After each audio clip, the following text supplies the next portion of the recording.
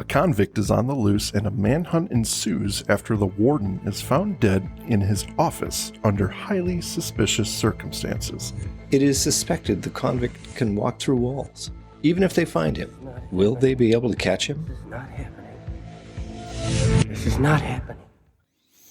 Good. I'm not sure if the agents will actually be able to catch him. It sounds like they're going to get the runaround, Andrew. Yeah? Did you not watch this one? I haven't watched it. My guess is they don't catch up with him in time for whatever. He outsmarts them in an interesting change of pace for X-Files episodes. Yeah. They have him at gunpoint and he just dips under the ground. Interesting take. I mean, I will get into the whole nature of the superpower, I'm sure, but yeah, that would be an easy getaway. I'm just going to decide to see ya, bamf in the ground. How far down would you go? Could you come out through China? I was just going to say China. You'd burn up. That's what I was always told. Always told. No, you dig far enough, you're going to get to China. That's true. You just curve around the molten core of the Earth. It's like 10 feet. That's right. All you have to go down 10 feet, and then somebody with a pointy hat is looking up at you. Of course, if you're a flat earther, you just fall into space. It's true. Except if you're a flat earther, then what does Earth reside in? Is apparently nothing. A coin machine?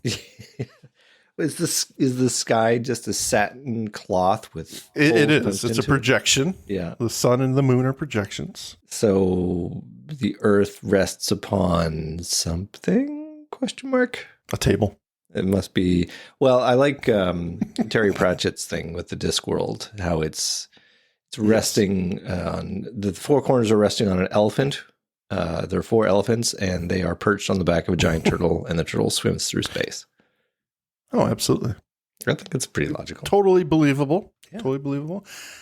Yeah, that conversation took a turn out, obviously. You don't think it's we were talking about escaped convicts, and now we are on to flat Earth. Yeah, it doesn't lend itself to Trevor so much. No, not quite.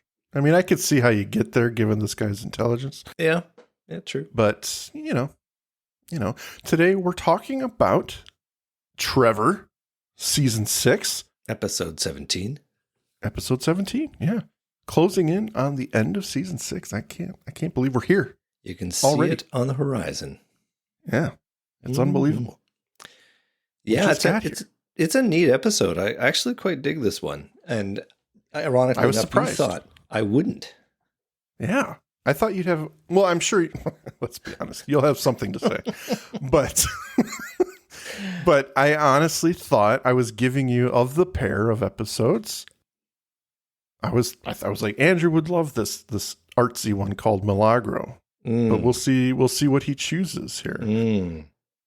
But yeah, I was surprised to find out that you enjoyed this one. No, I'm not surprised because it is good, but yeah. It's not necessarily in your wheelhouse, I would say.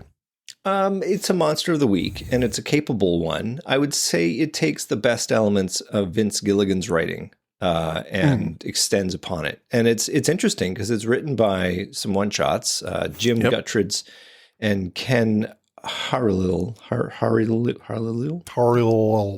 I'm sorry. Yes, Ken. It's okay. I'm sure he got it through all of his life. Every day. Well, as someone with a name that everyone fucks up, I'm sure he'll understand. Jim and Ken, those guys. But to compliment them, that script is very, very cunning. I understand it went through some rewrites. It wasn't perfect right away, but very smart and a nice shift in it. A nice, I'm not going to call it bait and switch, because the bait and switch scenario in the X-Files is typically very quick. Like, it doesn't take long for it to turn, and then it's something else. In this case, you see the writing on the wall for the big reveal early on. And they walk you through the transition between you think it's this and now suddenly it's that. And then you get there at the same time the agents do, and it's a wonderful moment. That's probably my favorite. It is nice. Part. Yeah. Very, very good, very competent episode.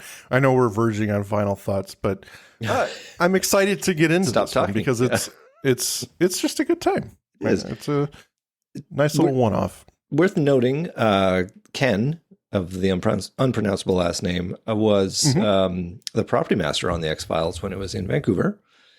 And he went on to work on Millennium with Jim Guttridge. I think Jim is a music guy.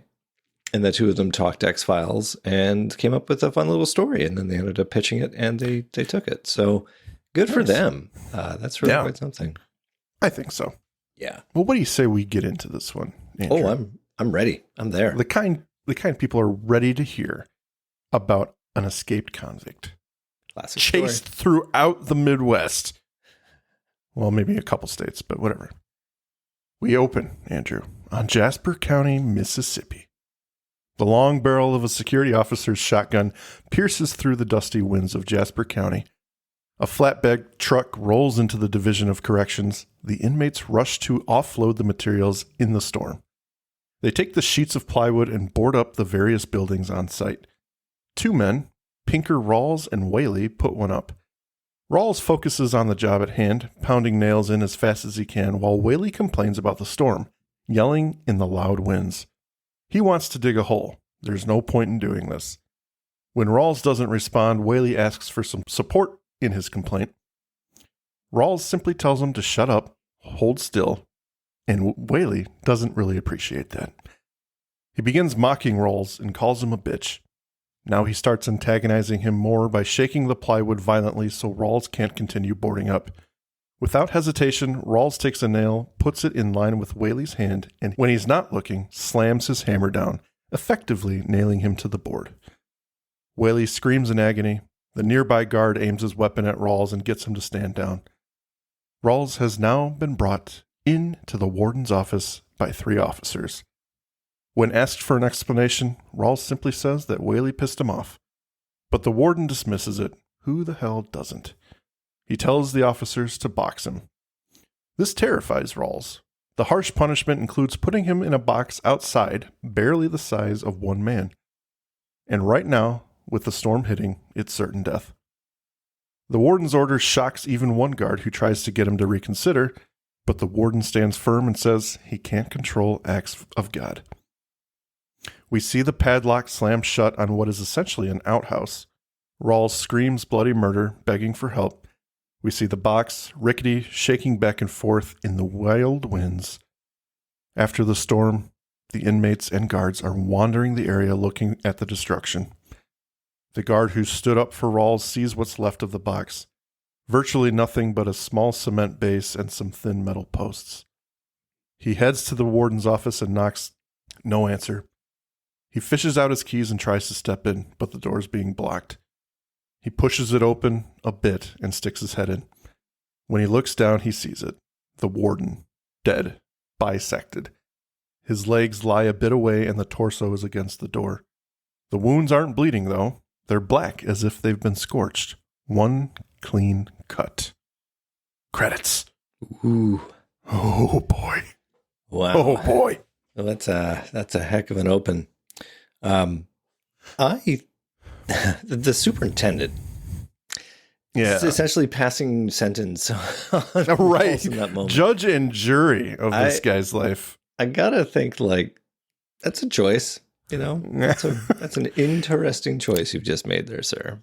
I will say that this is not the first time the X-Files has done something like this, where the warden is just immediately the bad guy, and he doesn't give a shit about rights or the law. He is the law of the prison he's in charge of, and he's going to do whatever he wants. Well, we don't really dwell on the prison scenery, not like we did in the list, but no. Boy, howdy, that guy is just like, I can't be responsible for acts of God. It's like, yeah, you know what? You really can in this case. You could not put him in the box and confine him to his cell, but, I have a feeling there's a way through here. If you chose to take it. Yeah. Yeah, maybe put him in the box tomorrow. Maybe for now. Put him in a hole. For now. I don't know. But that's anything but this. But yeah, he lets Rawls take one for the team, and he gets what's coming to him. So... Mm-hmm. Yeah, good opening. And I just want to say before we even really start here, Mark Snow in this episode. The music in this one. Fucking on point. I love the soundtrack. It is so good.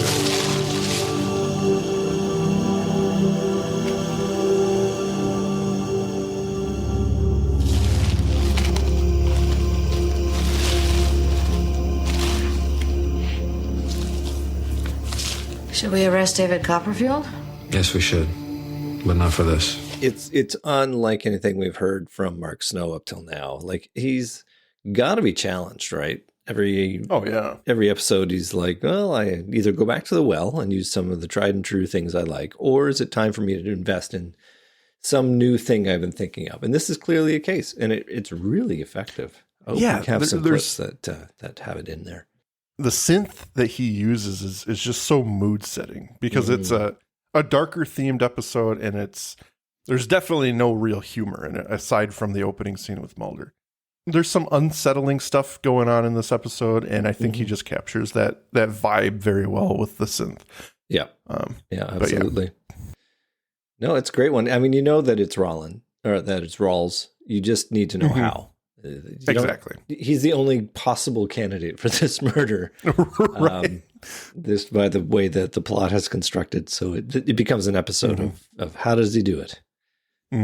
Which I'm looking forward to. Well, we go now to the Hines County Morgue in Jackson, Mississippi. The agents are observing the bisection of the man, the wound looking black, charcoal-like substance. Mulder cups his hand over his nose in shock from the smell.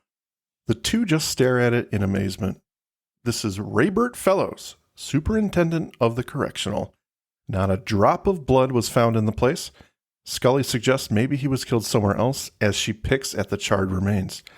Unlikely, Mulder says, as it happened within 40 minutes during a tornado. She describes the wound as almost a burning, possibly an industrial acid was used. When Mulder doubts that theory, she pauses for a moment. Spontaneous human combustion? Mulder makes light of her fantastical suggestion, but she's in no mood for jokes. Surprisingly, he doesn't have a theory right now, but he knows someone who does. Hell yeah, it's Pinky Rawls who did it. Though you got me as to how. And who is Pinker Rawls? Inmate. Mean son of a bitch. Rawls was the prisoner who supposedly died in the tornado that preceded Superintendent Fellows' murder. So you're saying that a ghost did this? Now, I'm not putting a word to it. That's up to y'all. All I know is that Rawls hated the captain. Captain locked him in the box when the storm hit, and Rawls didn't want to be locked in the box. And when we found the box, biggest piece was about yay big, 3 miles from here.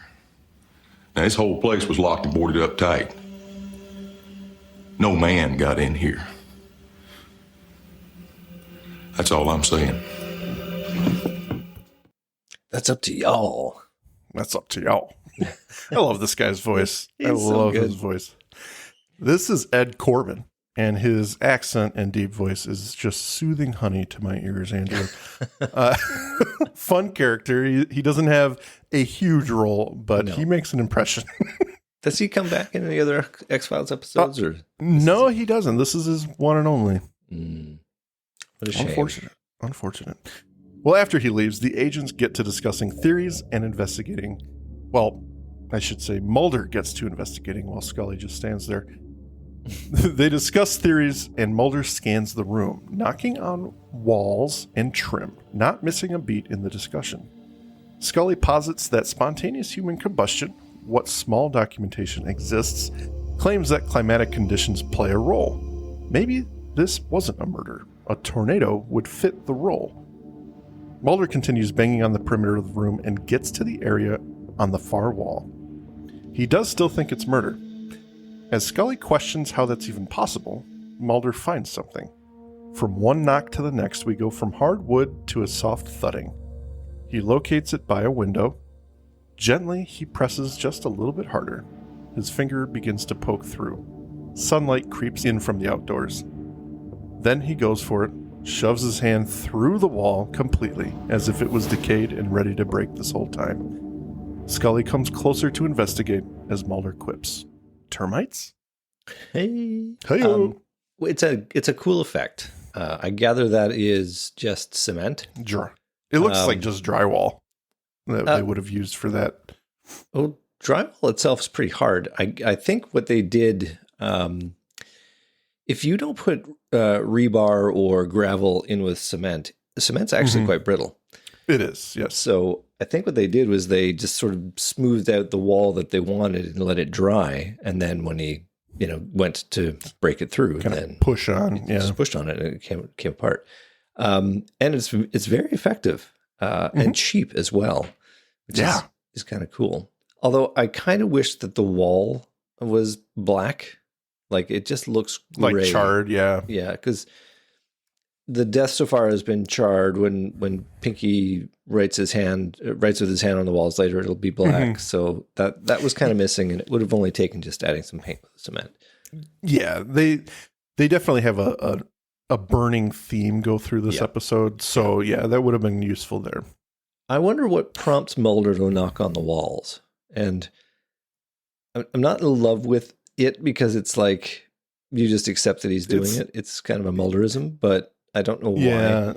I'm okay with him looking for a secret door. Like if he's thinking it seems impossible that somebody could have gotten in here because the room was locked from the inside. So how did the guy, get out if it was? And that is essentially what's going on. We just kind of have to accept it, like you're saying. He's already going to theory land, and he's not expressing it to us. So it makes it a little bit more convenient, I would say, in this moment that he's just springing straight to knocking on the walls, trying to find something. There are plenty of different options he could have explored before assuming someone's walking through a wall. I mean, maybe he's looking for a secret door like you're suggesting, but I don't think I ever went there in my head. I think in my head, he's already, even though he doesn't know what's going on, he's already like going there. That's just where I didn't think that he was there yet because he plainly told Scully in the previous scene, "I don't have a theory." Yeah, I don't really know yet. So I think he's just amassing information, thinking maybe there is literally just a loose wall board that the guy could squeeze through, and that's how he got in here. And then we can figure out how the murder happened later. But the first thing is, how did he get in here? Because the door was locked. All right. Later on, Corbin comes in, slamming the box of files of Pinker Rawls on the desk for them to investigate. He's 34, a 30-year sentence for robbing a wire office of $90,000. It was never recovered. He's a small-time criminal, but with a violent record. Mulder finds a picture of him and a scantily clad woman in front of their house. Very white trash. Could this be a girlfriend? I do like that this scene establishes the $90,000. Like this is it's dangled out there as it was never recovered. This is what's going to lead us down the garden path for a while. Yeah. In Meridian, Mississippi, we come to a new couple. A beautiful woman pours her man some tea as they watch the local news. She's dressed up very conservatively, a sweater and a blouse, hair in a bob. 180-degree difference from the woman in the photo with Rawls. Her man, well, he's a knob. Balding, wire-rimmed glasses, and a button-up. This is a very sterilized environment, Andrew. We could tell she dotes on him because she loves him. She hesitates, but asks if she can show him something and picks up I Do magazine. He's only half paying attention, though, and interrupts her to turn up the news about the tornado. She pauses and listens in. As the newscaster talks about the twister, she mentions the prison farm. 2 deaths were reported. The camera slowly closes in on the woman's face. She appears concerned, maybe even frightened. Among the dead are Captain Raybert Fellows, superintendent and 28-year veteran of the DOC. The second, an inmate, Wilson P. Rawls. The woman knocks over her teacup. She fumbles to get it straightened out, stands, smiles at her boyfriend, and leaves the room. I think, Andrew, that was totally unrelated. She wasn't shocked at all that it was Pinker Rawls who was declared dead. She's just a clumsy person, and it's part of her charming character. So we accept it. No, I think that she actually is having an affair with the superintendent. Oh, my God. I know. We didn't see that one coming. Layers. I didn't even think of that. Oh, my God. She's banging. Yeah, no, it's nice, again, laying the scenes for the episode to come, that we now know who June is, or at least who the woman in that photo. And this scene is all about her getting her second chance. She is no longer that woman. Right. She's no longer connected with somebody who's in jail. She's moved on. We don't know much about how, but we just know that she is no longer in that trailer trash life, Space. as you like to point out. She's come I call somewhere. it. Yeah. And this episode has a theme of second chances. But It does. yeah, I think this is a good establishing scene for her because as the previous scene, the camera's closing in on that photo and that is not her. So, yeah. Well, that evening, a security guard pulls into the parking lot of a mini-mart. He begins making his rounds with his outdoor surveillance. He shines his flashlight through the windows and catches sight of something inside. He enters. The scene is backlit by the nearby wall cooler. Pinker Rawls is standing in the back getting dressed with some fresh new clothes. As the guard holds him at gunpoint from a distance, he doesn't alter his cocky attitude. Rawls just continues getting dressed and joking with the man. He loves a new pair of socks and, new shoes. When the guard has enough talk, he closes in on Rawls and cuffs him around a metal support post. Rawls complies and doesn't put up a fight. The guard leaves to the front of the store while he makes his call for help. As he makes the call, the camera closes in on Rawls as he begins to fidget. We don't see anything. We cut to a shot down the aisle. The guard is at the far end of the long rows of food, and legs suddenly cross past the camera lens, indicating Rawls' escape. We see the cuffs on the floor, and suddenly, from outside, a car horn sounds, catching the guard's attention. It's Rawls stealing his car.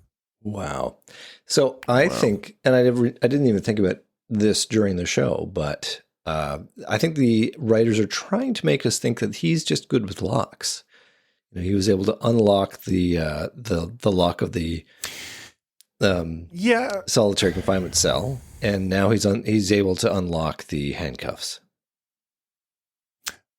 I would go there, except the handcuffs are definitely not locked. Or not unlocked when they see them on the ground. When we see them. Yeah. Yeah. I mean, if you wrong, Andrew, wrong. I think the advertising would have been saying that he can walk through walls. How will Mulder and Scully catch him? So catch us Friday at 7. That's right. You would have known that. Okay, this is how he got out of the box. This is how he got out of the cuffs. He's just able to zoop and he's out. Yeah. But question: why doesn't Pinker beat the shit out of the security guy? There are mixed emotions about that kind of stuff in this episode for me. Okay. Part of me, and I think I'm getting to it in the next scene here, but I'll just ask it now. I mean, Sure. Do you think he's trying to not care that people can follow him? Because when he shows up at his friend's house in the next scene, the lights on the car are on. Yeah. They're flashing. It's like, is he cocky? Is he not caring if someone is hot on his trail? Does he feel like he's invincible at this point? Or is it just a production error at that point? Kind of like this, where maybe it was a writing error that he didn't beat the shit out of this guy, but he's not always hostile. So it's hard to determine. The problem is we're getting these snapshots of his character so early on in the episode. I mean, if I was to sort of see it and watch it again and take it in, examine it, knowing the entire episode now, I could say that he's in a state of elation. Like he's escaped the prison. He has this new power. It's going to all come together. Like he thinks that God has delivered him, basically. Right. So I could totally see him not needing to resort to violence because he thinks he has this huge power, which, makes him powerful, and he doesn't need to care. Like, put me in handcuffs. I don't care. Watch what I'm going to do. Right. But he is cast as a person that reacts with violence. That's what June's commentary will tell us about him. So I guess it stands out that he doesn't do it here. I'd like to give him the benefit of the doubt. I don't know why. I do like Rawls as a character because I think he is just a little bit deeper than perhaps we're supposed to believe. Yep. If you didn't have this scene, he would be a psychopathic killer. But you have this humor, you have this playfulness, which is the counterpoint, which makes it work, really. And it gives the actor something to work with.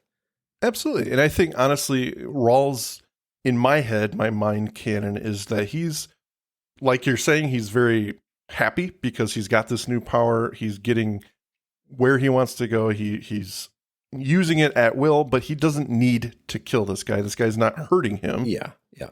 He's not picking a fight. He's just arresting him, and he doesn't care because, well, I can get out of this no problem. There's no need for me to make a big scene. Whereas in the next scene, his buddy shoots him a few times. That's different, you know? Interesting, eh? Like, I think that Pinker Rawls has a very strong code of right and wrong.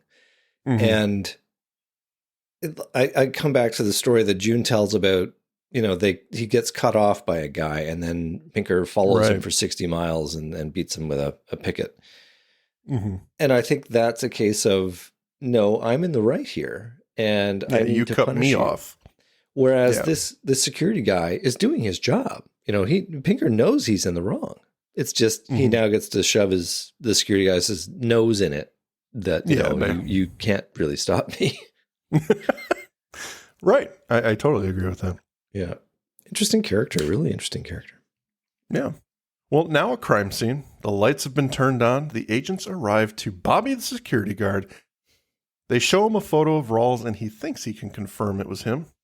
Bobby leads them down the aisle. He had him handcuffed to the pole and points to it. Mulder asks for the man's cuffs. He gives them a cursory look over, taps them on the metal post, and then with both hands gently breaks them in half to everyone's amazement. Mulder's so strong. With a solidified theory, he asks, do we have a last known address for Pinker Rawls? That was a really cool upping of the stakes there. Yeah. The agents finally have an answer. Something is going on with Pinker Rawls here. They have some evidence they can work with here. Yeah. And he's putting the pieces together because the wall at the prison could have been anything. Yeah, exactly. It just, you know, it's a wet environment. Wall broke down. Storm. The whole place is falling apart. Yeah. But those cuffs, no. That is, you know, that is Pinker Rawls was here. Yeah, exactly. And they were on Pinker Rawls' hands, so it's definitely related to him. So the ante just got upped. Yeah. Well, Pinker pulls up to a small, shoddily decorated house. And now I want to ask again, let's just keep in mind here, is he being full of himself? Is he cocky here, leaving the lights on? Well, we'll let everyone just kind of ponder that. Or was it a production mistake? I don't think it was a production mistake. I mean, I would be very surprised if somebody forgot that. Well, and that's what I'm saying. Like he must feel invincible at this point. Yeah. But I find it hard to believe that given what he's doing, what his mission is, I find it hard that he would not care if the police were on his tail. Mm. So why draw attention to yourself? I don't know. Maybe it's just me. Well, we don't know where the house is too, right? Like maybe it's far off the road. It doesn't matter. It's a weird touch. It livens up the scene a bit. So a little bit. That. And the X-Files is all about lighting. It's all about lighting. Inside, Rawls looks around, opening drawers and making a mess of the already messy house. He rips open a cupboard and shuffles through. A skinny man in a Confederate flag t-shirt comes in. This guy's a piece of shit. He recognizes Rawls, but can't believe it. You're on the news, he says. They said you got killed. Rawls just asks where June is. Bo, the man, tells him she left a long time ago, and he's a little concerned right now that Rawls wants revenge because they ended up shacking up after Rawls got sent to prison. But Rawls doesn't seem concerned. He says plainly, I want what's mine. Bo goes to get her address and appease Rawls, but when he goes to a bottom drawer, he notes it and identifies it as being the drawer Bo keeps his 9mm gun in. It's here Bo aims his gun at his friend and tells him to get the hell out of his house. Unarmed, Rawls raises his hands. He makes a quick boo gesture and feigns lunging at him once, twice, and then asks if Bo's going to do anything. He feigns once more, and Bo pulls the trigger. A bullet rips through Rawls' shirt over his left breast. The convict casually looks down with less concern than if he dripped food on it. He looks back to Bo and, with his hand still raised, descends on him as the clip gets unloaded into him. Blackness as Bo screams. Man, bullets just cause more problems than they solve. You son of a bitch. It's a very interesting take. And the music is on overdrive in this scene. It's really something. Yeah. The "I want what's mine" is obviously going to come up a bunch of times, maybe a little bit more than is necessary. But it certainly is an effective device for reminding us, the audience, what is driving. Why is Pinker doing what he's doing? Right. He wants his money. Is essentially what we're going to home in on. Again, coming back to Pinker's sense of honor, though, like maybe he is in his heart of hearts pissed off that June shacked up with Bo. And I think this was easier for him to do. Once he wasn't necessarily going to kill him, but then he shot him. Yeah. He's like, you know what? Yeah. You shacked up with my girlfriend. So fuck you. If Bo had backed down, I think Pinker would have let him live. He would have definitely.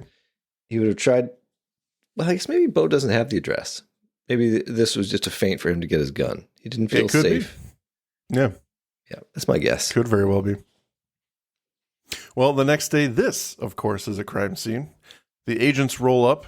The security guard's car is still there. Lights turned off. They ran out of juice. The agents unholster their guns and canvass the place. When they enter the residence, the daylight shines new light on the mess of this place. At the end of the long trailer house, they see Bo in a chair, slumped, head down. Mulder slowly lifts his head to reveal a charred crater where his face used to be.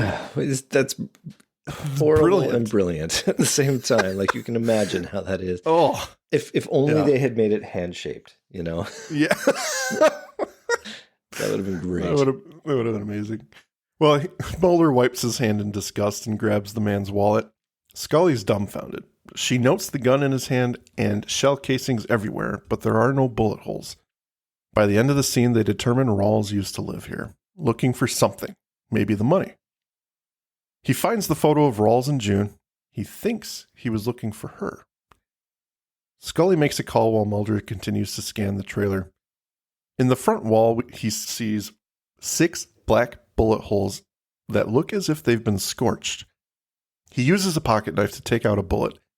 As he looks at it, he uses his 2 fingers to crush it into dust.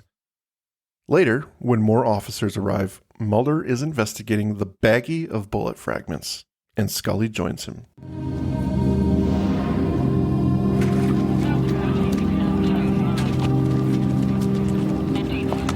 Got a name to go with the face. June Gerwich. There's no current address, though, and no record of her since 1996. Maybe she changed her name. Maybe she was afraid she'd end up like that. State police have put out an APB on Rawls. You might warn them not to shoot to kill. He seems to find that annoying.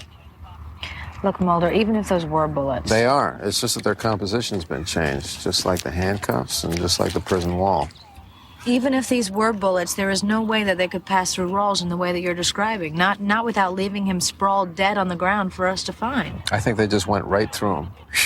Like his wrist went through the handcuffs and like he walked right through that prison wall. He walks through solid objects. Changing their composition fundamentally, making steel brittle, turning lead bullets into powder. And flesh into carbon. I don't know how else to explain what happened to that prison superintendent or to poor Mr. Merkel over there who's got no face anymore. But where's the science in all of this, Mulder? You're talking alchemy. I'm not saying that it can't be explained scientifically. Maybe it's the tornado. You suggested it yourself. Unusual climatic conditions, high electrical potential. I'm sorry I even brought it up. Okay. We both agree on who he's looking for? June Gerwich. And do we have any idea of how to find June Gerwich? She has a sister named Jackie, and I have the address. It's that time, everyone. The Magus Media Production sales pitch. Please check out our homepage at magusmediaproductions.net so you can stay up to date on all of our shows. Check out our Facebook group, facebook.com/groups/Magus Media Productions, both of which have our Discord link on it, where you can join us for live shows as we record them for future release. At Magus Media Prods on X, our Patreon, patreon.com/Magus Media, where a $5 donation will help us keep the lights on and bringing you new content, and you get some stickers. Thank you for your consideration and support. Well, good stuff. Good stuff. Yeah, I mean, it's 18 minutes, and it's time for Mulder to use his extraordinary intuition. So Pinker can walk through walls. Bravo. It's a little I don't think it's a huge leap. Do you think it is? No, I don't think it is. It's Okay. just and bless his heart, he doesn't go on a diatribe of how, trying to explain it and how there are 6 X-Files that he can point to where this is the I've case. seen this happen before. I've never been able to catch up with anyone.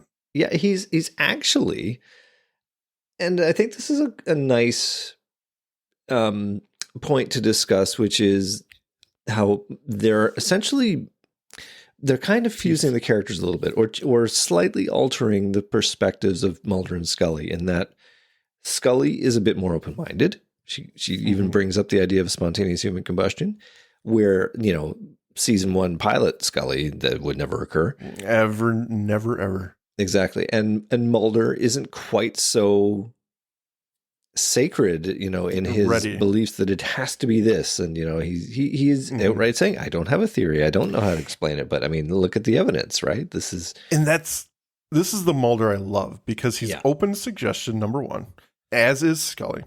They're not butting heads. They're working together. Yeah. And this almost reminds me of Unruh, where it's kind of the same situation, where Mulder, he posits this theory and he like, it's playful. He's like, okay, what if this were possible? Can we talk about how this would work? Mm-hmm. And that's kind of what's going on here. It's just a really cool way for them to interact. And I'm just going to say, for this episode specifically, I really like that we are watching them piece this together. Like, we are neck and neck with the audience here. Absolutely. The audience and the agents are piecing it together. And they just approach it really well in this episode. Well, we I think have said many times, we like it when the investigators investigate. We can. Oh, absolutely. It's a procedural. They have a procedure to follow, and they think outside the box. They're pursuing the leads that don't necessarily naturally follow. But in this case, it's like, Jackie is clearly the next thing we need to look at. So let's go look at that, and we'll figure out the why and how later on. But that's where the threat's going to be next. Yeah. Well, at June's house, she sits at the kitchen table and decorates some wicker baskets, really just diving headlong into the I'm not that person anymore character. Oh, yeah. She answers the phone as she weaves fake berries around the handles of a basket. Immediately, her mood shifts. She identifies her sister Jackie on the other line, who appears to be neck deep in the trash lifestyle as well. It's never a good time to talk about this, she says. Well, Jackson City PD called Jackie. They're looking for June. She didn't tell them anything, but they brought up Pinker. But June's confused. He's dead. June's boyfriend calls to her, and she quickly hangs up. We're left now with Jackie, who is uneasy and puffs away at her cigarette. She hears a door and ducks down. She digs a chef's knife out of a kitchen drawer and arms herself. Heading down a long hallway to the front door, slowly, she hears an intruder. Before she can get to the living room, Rawls steps into view from a nearby door. She's terrified of him and shocked to see him alive. She points the blade at him, but he doesn't do anything. He just says, hey. What a friendly guy. What a friendly guy. Hey, Jackie, how you doing? She turns and runs down the hall in the opposite direction and closes the door behind her. She begins shoving furniture in front of the door to block his entrance. Rawls begins stripping in the hallway. She runs to the room window and tries to open it. Turning around momentarily, she sees Rawls is suddenly in the room, the furniture still in place in front of the door behind him. She gasps. He asks where June is, but she refuses. He looks out the window to see the agents arriving. The nude man approaches her. The agents kick the door open with their flashlights and guns drawn, calling for Jackie. As they clear the front rooms, they converge in the hall and approach the door with caution. They're shocked to see I want what's mine scorched into the door. Mulder breaks through the door, no issue, and steps into the room to see a sullen Jackie sitting on the bed. She just says, he left. Later on, after police have arrived, the agents chat. Jackie's son is with a friend for the night. She didn't tell Rawls where June was. She said he walked right through the wall. Beau's car is parked down the street. That's how he got here. Maybe he's still in the area. They decide to continue hunting him down at June's. They're headed off to June Burdett's place. That's right, she changed her name. Oh. The camera lingers on the trunk as they enter the car. Rawls is inside, listening to everything. I wish they didn't show us Rawls in the trunk. You didn't need to. Yeah, all they needed was the scene that's going to come up here. Frankly, and then it would have been like, oh, they don't need either. They honestly, paused on that trunk for a good 3 seconds. And in that 3 seconds, I'm like, Rawls is in the trunk. Right. That's the super smart thing to do. And then they show us that he's in the trunk. I'm like, oh, yeah, okay. Thank you for doing that. I didn't need it, but. Yeah. Question, does Pinker really have time to write, I want what's mine on that door? Like, is he doing it while he's taking off his boxers? He must be, because that's the only way he can really do it. But he really whips that. I want what's mine. It's barely legible. You can't see it. What does this say? I want what's shine? I don't understand. What? Yeah. Oh, man. But it does set up the idea that the clothes don't phase through the door. That only he can, and thus he taking off his clothes. Nice. Although he doesn't need to take off his clothes. He can just literally go through, and they are taken off for him. But maybe he hasn't learned that yet. Maybe they break down too. Like maybe if he doesn't take them off, they get all smushy. Yeah, that could very well be. Yeah. Well, they're headed off to June Burdett's place, and they arrive to introduce themselves to her boyfriend, who is very confused. They inform him of her true identity and that an escaped convict is after her. June appears behind him, sad, and the boyfriend's confusion mounts. Who is this woman that he has come to know? She got a story to tell. Yeah. She approaches the agents. He's alive, isn't he? Once inside, they have a conversation.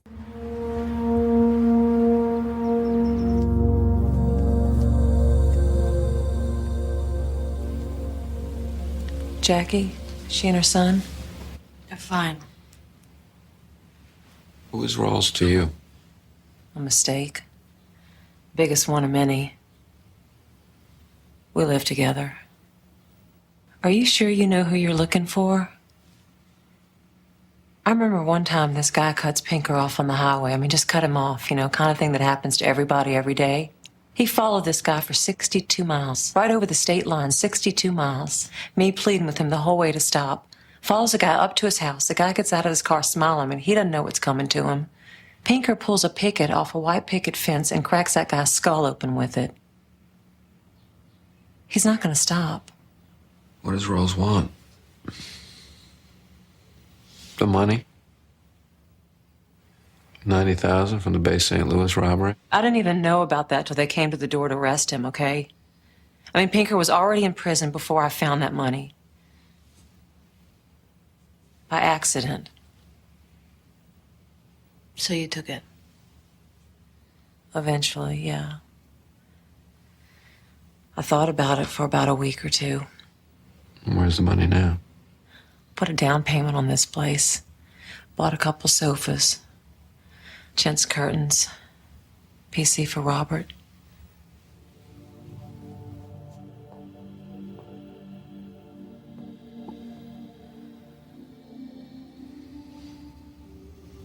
I just wanted another chance.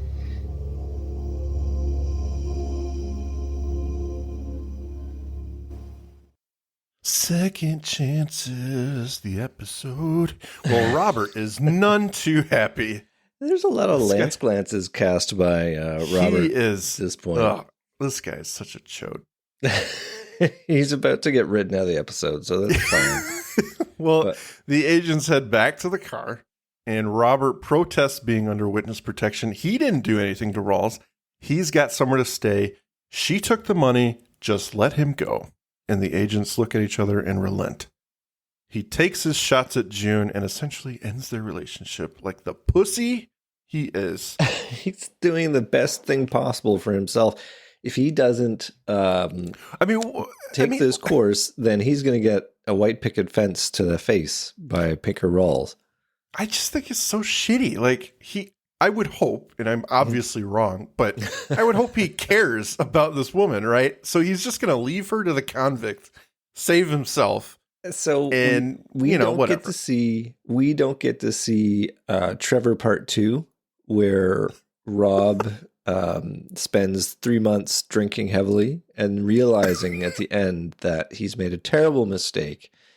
His sugar mama, who bought him the PC, did all these nice things for him, is his true love, and he is going to fight to win her back. Jude, I want you back. Please, Jude. Do you want me to kill someone with a white picket fence? Is that what it takes?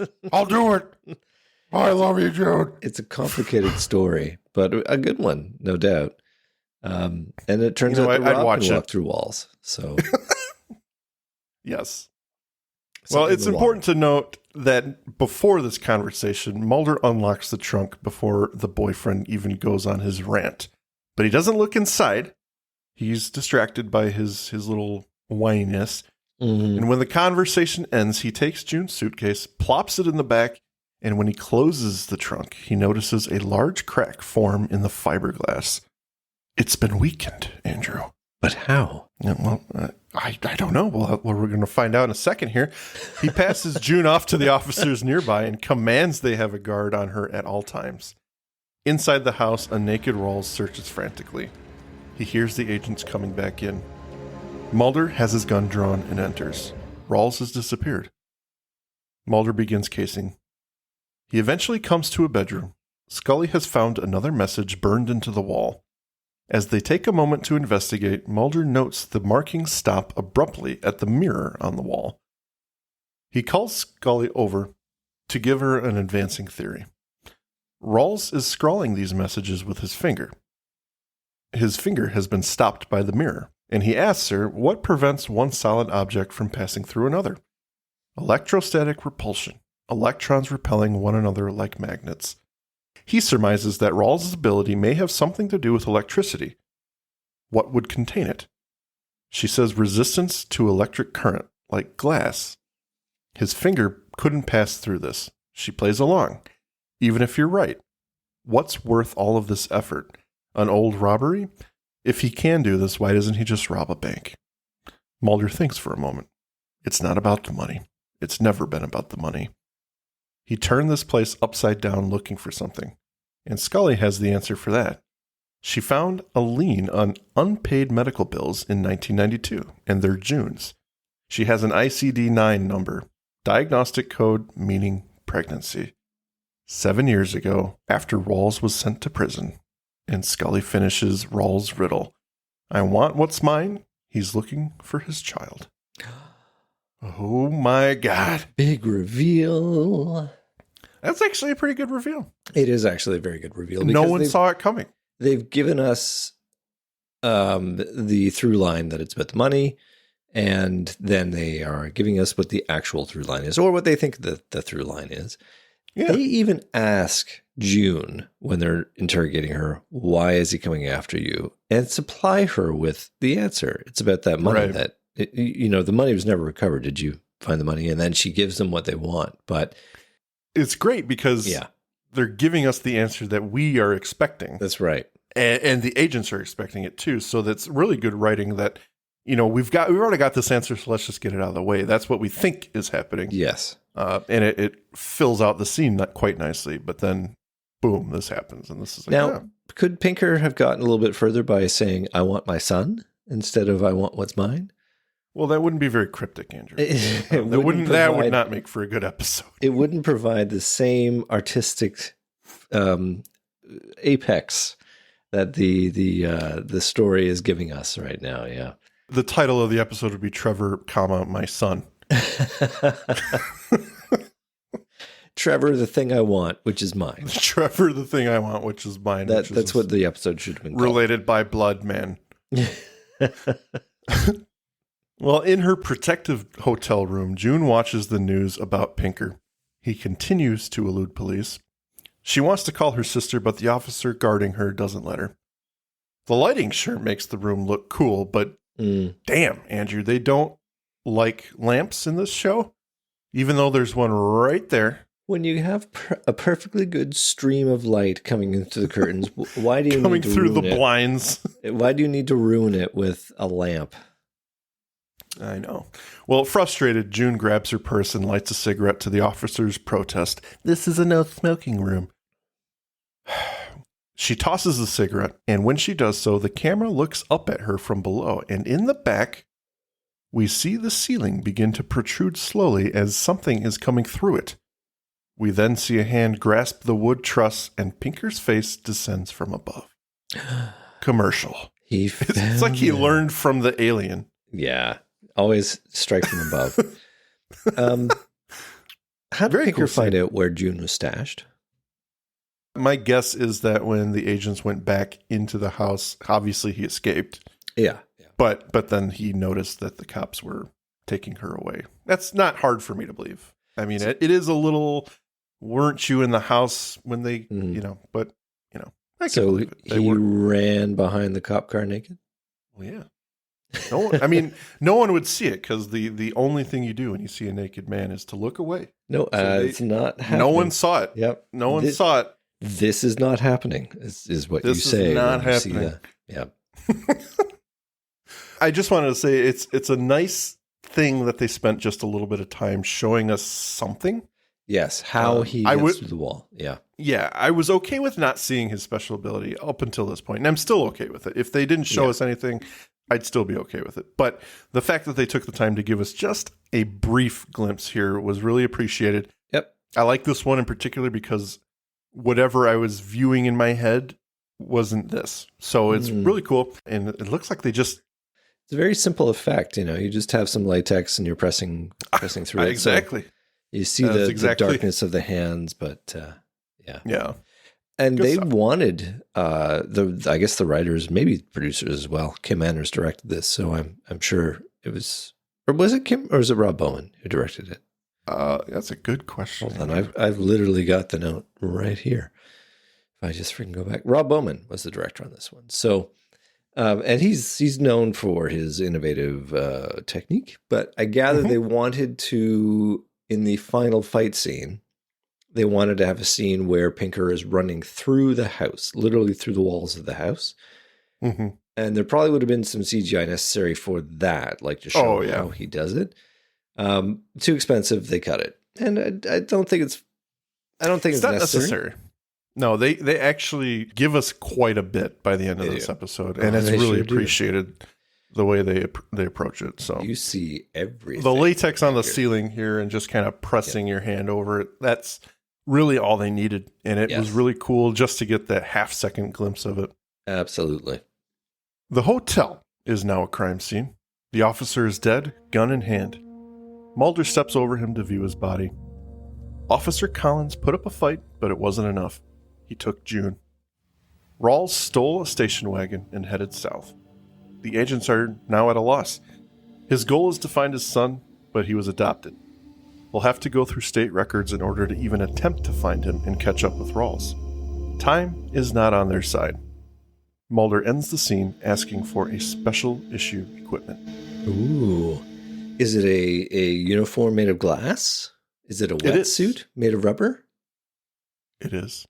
Absolutely. I think it's a glass rubber combination. This is Mulder's chance. He said, go down to my office in the back room. I've got a locker. I've been working on a project. I need you to FedEx something from my third locker on the right. Glass armor. It's my glass armor. Literally my glass cannon. That would be great. On a deserted road underneath an overpass, a station wagon is parked. June and Pinker have a conversation. Pinker, I apologize. Look, I'm really scared right now. Okay, talk to me. Please say something, anything.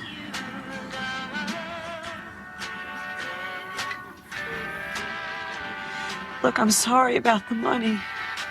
Your money, I shouldn't have taken it. It was wrong. I was wrong. Pinker, I can pay you back.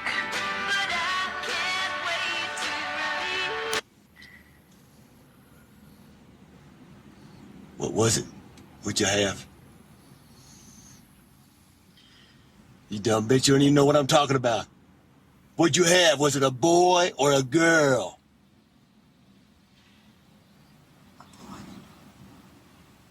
A boy. What's his name? You know his name, don't you? Trevor Andrew. Trevor what? Trevor Andrew. Trevor Andrew. Rawls.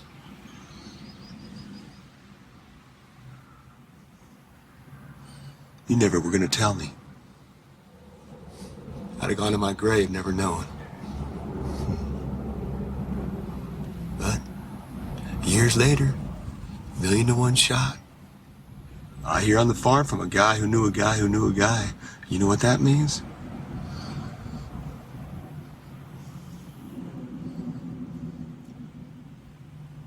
That means God wanted me to know. He fixed it so I'd hear. And then he fixed it so I'd have passage. And I'm here. God's will.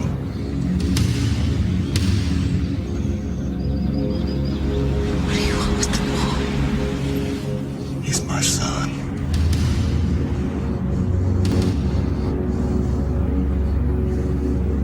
Now you're gonna take me to him. Oh, Neat, man. neat drum beats in that scene as well. Very Miami Vice in a way. Yeah. Both actors, John Deal and Catherine Dent, do a great job in this scene. They're killing it. And Whole episode, but yeah, and that's a great scene for them too. They're going to go on to work together in The Shield. yes, they are. That's also a great show. Absolutely. Yeah, that's a seriously awesome scene. And Yeah.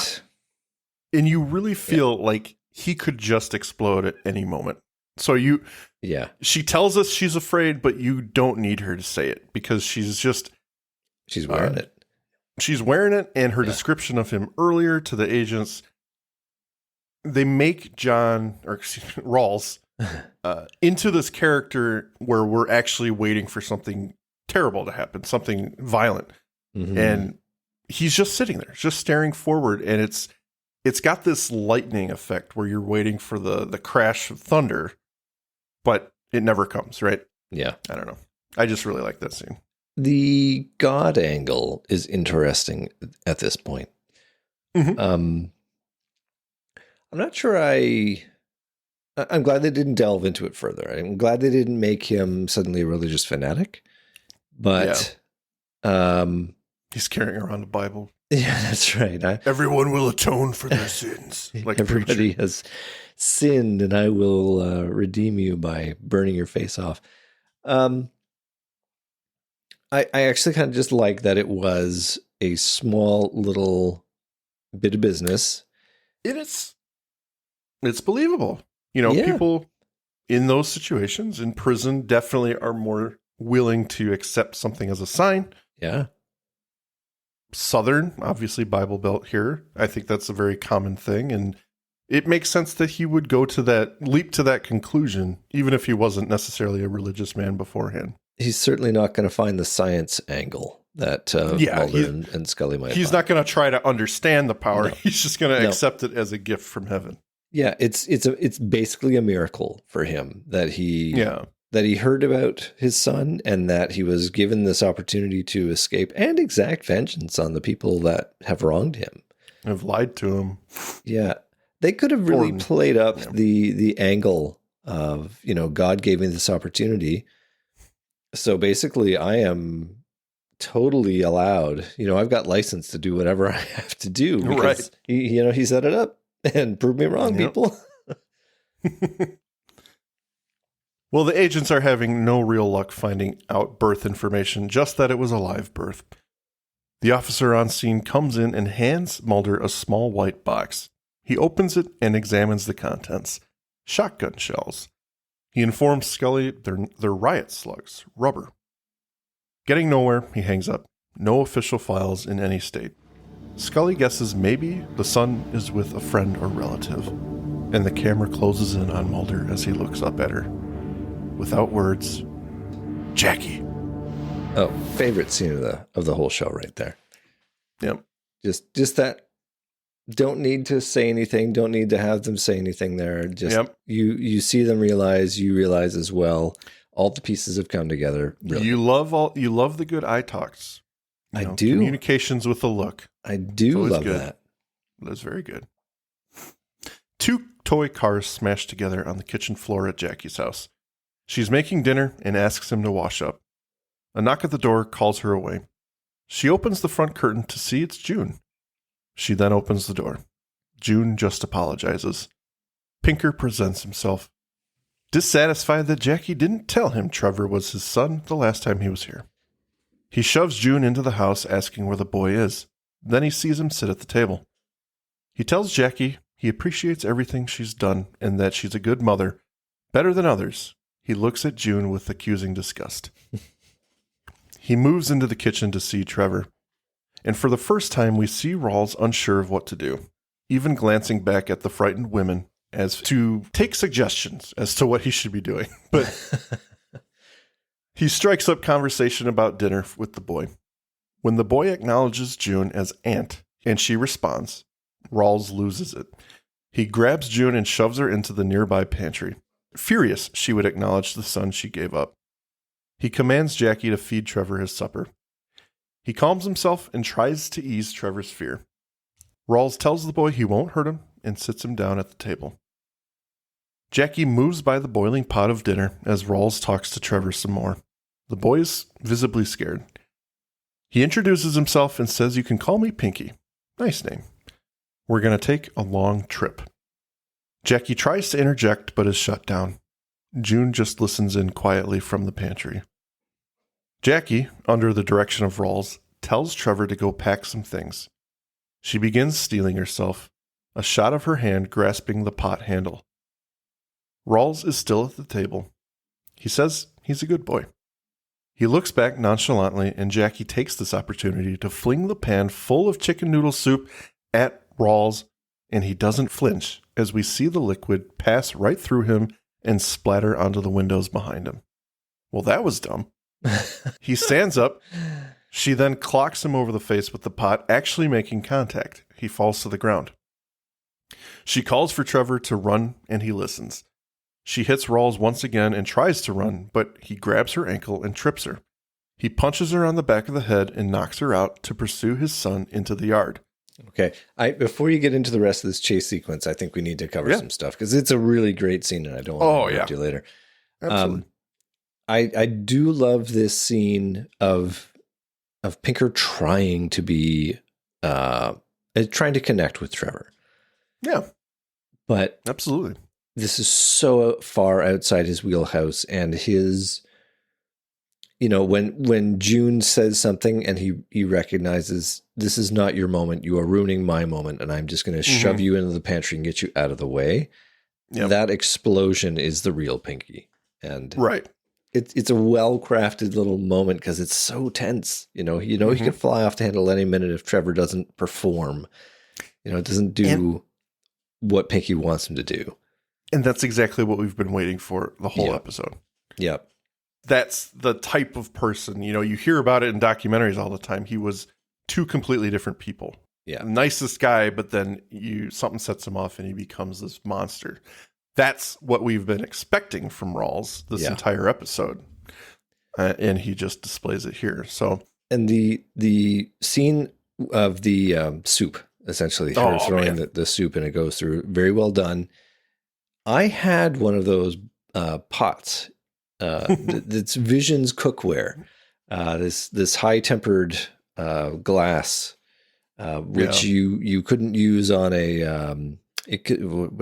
I guess anything like an induction stovetop. You can't use them on those because there's no metal in them.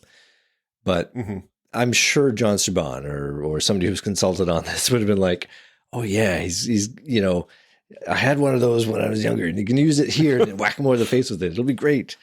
Yeah. And then when Pinker hits Jackie, I thought for sure she was going to have no face because the way that sound she makes when he gets, he smacks her and it's off camera. I I thought that's It's it. tough. Thankfully, he didn't kill her. But No, because he can't hurt girls. I mean, he can't hurt girls, but he can't kill them. That's a rule. That's not clearly nice. a rule. Yep. All right, I'm done. You can finish it off here. The boy runs around the house and Rawls gives chase. When he rounds the corner, we see the agents have arrived, Mulder equipped with a shotgun. Rawls stops, surprised at their presence. Mulder takes aim and tells him not to make him shoot. But Rawls begins to lunge at him. Mulder fires a slug and it hits him, knocking him back. Again and again he fires, forcing Rawls to escape. We see him run through a wall into the house, clothes simply falling to the ground in another simple display of his powers. Mulder enters the residence armed and ready. He checks on Jackie. Meanwhile, Scully takes Trevor away in the largest yard ever. I feel like they're running forever. I don't know. And there's a lot of weird shit in that yard, too. I can't tell if it's between 2 yards. I don't know, but it's long and weird. She takes him to the car and tries to unlock the door. She then drops her keys. A bright light engulfs her. And as she looks up, she sees a seraphim come to bring Trevor home. No, but Drop your seriously. keys. Here they go. She fumbles with her keys, but is interrupted by a naked Rawls slowly approaching. She reaches for Trevor's hand. He grasps it in fear as Rawls stands and watches them. She looks for an exit route and then flees with Trevor. There's a nearby phone booth. She shoves Trevor in there and joins him, locking it with her gun between the handles as Rawls furiously tries to get to them. He yells for his son and begins pounding on the glass. He grabs a nearby block and smashes through the window. As he peers inside, he sees a terrified boy hiding behind Scully. His mood changes. He begins sobbing, as if realizing who he is and what he's done, causing pain and fear in the one person he never wanted to hurt. Rawls drops the weapon and turns away, walking into the street. He looks up to the sky as if to ask God for help. Bright lights cascade over him. He looks to the side and sees a car speeding towards him. It's June. He doesn't flinch. He doesn't run. He just accepts his fate. We see the front end of the car pass through him, but then his torso splits in half as the windshield makes contact with him. His legs drop to their knees as the rest of the car passes around them. Scully shields the boy's eyes and takes him away from the grisly scene. Mulder catches up to them and surveys. June has stopped the car. As he walks around it, we see the blood splatter all over the windshield. She just grips the wheel and stares forward in shock. Mulder reaches in and turns the ignition to shut off the car. She confesses she had to do it or he would have hurt Trevor. She looks to Mulder to get answers. What did he want? And he offers her maybe he just wanted another chance. It's not the answer she was hoping for. She begins breaking down, crying, lowering her head to the steering wheel. Credits.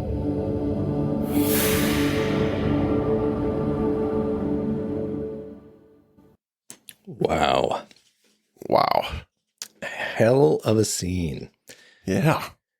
I do have a technical problem with the shotgun shells that Mulder's using. Okay. Maybe they're different in 1999. Maybe they're less powerful. But I went down a bit of a rabbit hole looking into less lethal shotgun rounds. Mm-hmm. And there are people on YouTube who will show you what happens to a block of clay when you shoot it with a rubber shotgun shell. It embeds about half an inch into the clay. Mm-hmm. And that's clay. Like human flesh would be a whole lot different. So they're not just going to bounce off you. That's pretty damn devastating. Like, yeah, I've seen things, obviously, of all things, I've seen Jackass where they do things with like rubber pellets being shot at people. Yeah. So I don't know if we're to believe like that's what's happening, but yeah, I do believe you that this might have caused quite a bit more damage to Rawls. Yeah. It especially being shot like 3 times. It looks like an annoyance rather than, I just shot you with a shotgun round. At least one shot would bring him to his knees. Not sure that he could withstand, multiple shots from this. Well, I think he could live, but I think there would be major damage.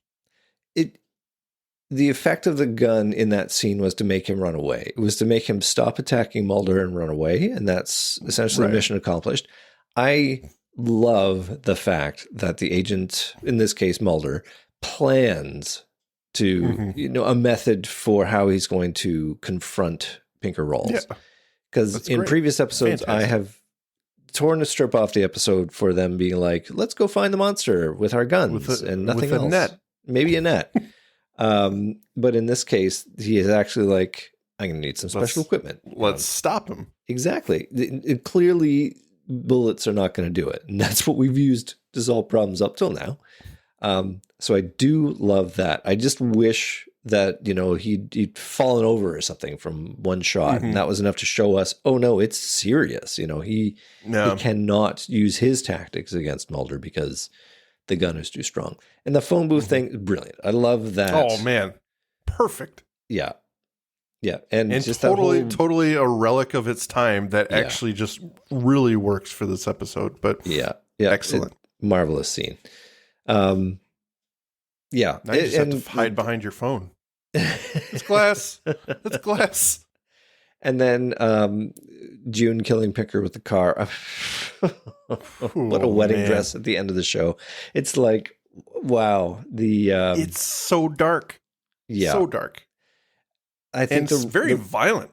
It's hugely just the violent. idea. The gore and blood that result from that is pretty crazy. I am sure the writers imagined this scenario of like the power and then thought, oh, and then at the end, what if he got hit by a car? Where they've established the rules of the power where glass he cannot go through. So if glass is moving sufficiently fast enough, it's going to be a guillotine. Yeah. So, good stuff. It's my favorite kind of X-Files episode, and I suppose I'm getting into final thoughts, but absolutely, where it's just intelligently developed. It starts with a very simple concept, and it evolves into something you didn't see coming. It's really smart. Yeah, this is just. I mean, we've already said it, but it's just an excellent episode. Not one you hear often in conversations about great episodes. Here we are again. True. This one flies under the radar, but it is definitely a top contender. And the story just fits together well. The chase is exciting. The steps the agents take from point A to B to C, they're logical and believable as people trying to figure out this situation. Again, I'm going to shout out Mark Snow's droning synth. It's just perfect for this episode, especially in the beginning.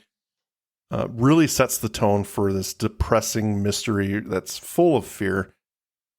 If I had to complain about one thing, it would be that Rawls' power is a bit too unexplained. A tornado hits and suddenly he has this strange power. I was hoping for maybe something a little bit more substantive in explanation, but that being said, it doesn't hurt the episode enough to ruin it by any stretch of the imagination. And at the end of the day, we live in a superhero-obsessed world. Essentially, Rawls is an X-Man. You know that thing where they endure extreme stress and suddenly their innate power presents itself. Mike, that's essentially what it is. The answer was given to us. God gave him the power. No. Those are the best X-Files episodes when it's a religious theme. Yeah, I didn't want to pick on that because I didn't think it was important. If they had tried to ascribe a reason to it, if they had tried to present, a green meteor falling during the middle of the tornado, and then, Mulder is lured here because of the tornado that was, had the asteroid in or whatever, that would have been a bit far for me. The fact that it's just there and happens and doesn't extend beyond the episode too, right? Like it has a logical conclusion that Rawls is dead. He's not coming back. He's literally in pieces. That's fine. And I want to be clear. I'm not requiring a detailed explanation or anything like that. I was just hoping maybe there was something. Because right now all they're telling us is that climatic conditions brought this on. Yeah, How? Well, give me a reason why that is.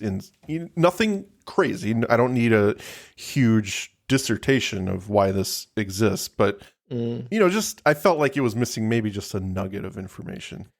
But again, doesn't ruin the episode by any stretch of the imagination. True. If I was missing anything, it would be one thing I really liked about Pusher as a contemporary to this episode is, this is a man with a power that he can use. Is you had a sense that there was a limit to what he could do. We don't know what Pinker's limits are. Like whether it's a time thing, he can only do it for so long, and then he's his power meter is down, he's got to recharge or something. But I love with Pusher how you could see the fuel that he needed to, and the cost it was taking to him.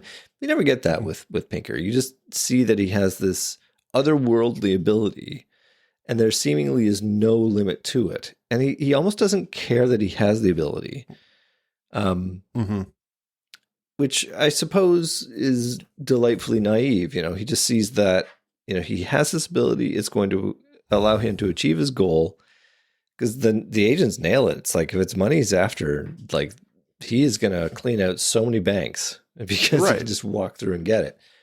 But that's, and I like how that didn't make sense to them. It's like, well, if it's just 90,000, he could get that anywhere. Exactly. Why is he chasing down June? But and that's where it turns into something a little bit more personal, which is kind of cool. I am glad that they decided not to try and expand the episode beyond those parameters. They made it a very personal episode for him. He almost knows that he needs to just meet his son and maybe spend some time with him. I think he knows at some point this is all going to end. So that's his goal. And to some extent, he achieves it, which is why that scene is so bittersweet when he's in the kitchen trying to relate to Trevor. And it's just not happening. He's just not that guy.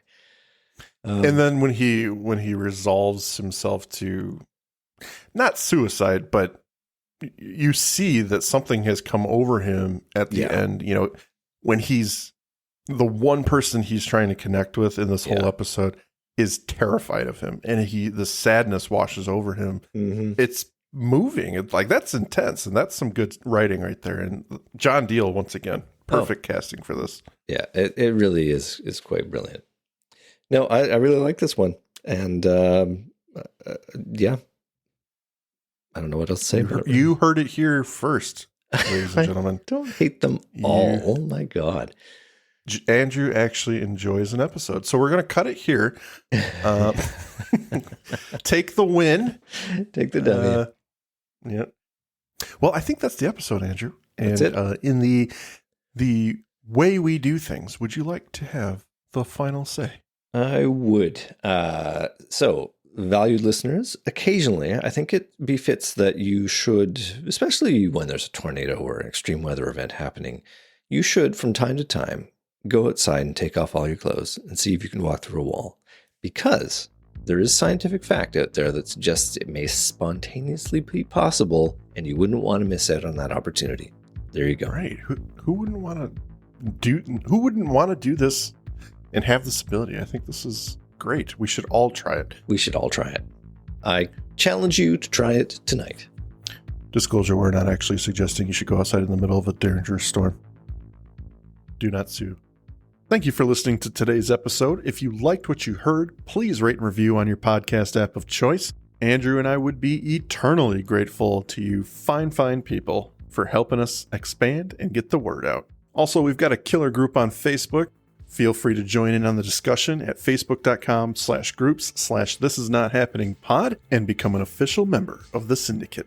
We do polls and we have questions for every episode to give you guys the opportunity to chime in and possibly let your voice be heard on our recordings. And please join us on our new Twitter at TINHXFilesPod, no dash, to stay up to date on everything, moment to moment. Thank you, and remember, don't stop swimming.